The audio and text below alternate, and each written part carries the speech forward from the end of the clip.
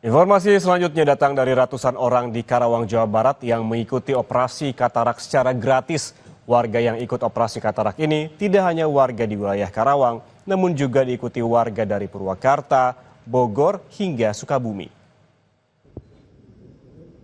Kondisi gangguan penglihatan jenis katarak di Indonesia diperkirakan ada sekitar 1 juta orang menurut data Perhimpunan Dokter Spesialis Mata Indonesia.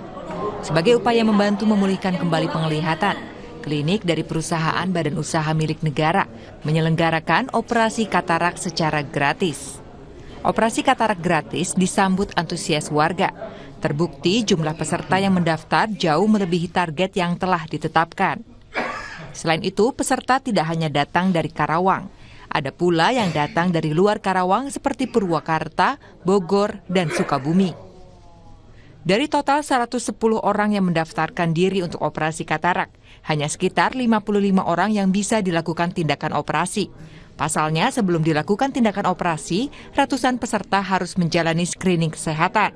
Mereka yang tidak lolos proses, maka operasinya akan ditunda. Katarak adalah proses degeneratif berupa kekeruhan di lensa bola mata sehingga menyebabkan menurunnya kemampuan penglihatan.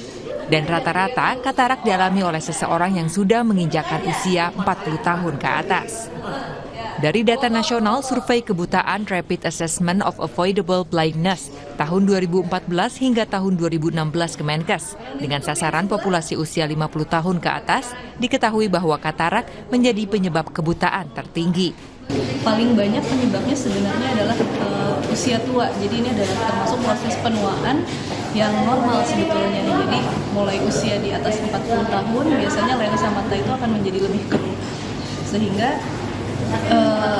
semakin tua si katarak itu akan semakin tebal. Itu secara alaminya seperti itu sebetulnya. Walaupun memang ada penyakit-penyakit mata lain atau penyakit-penyakit sistemik atau penyakit di badan yang lain yang juga bisa menyebabkan katarak.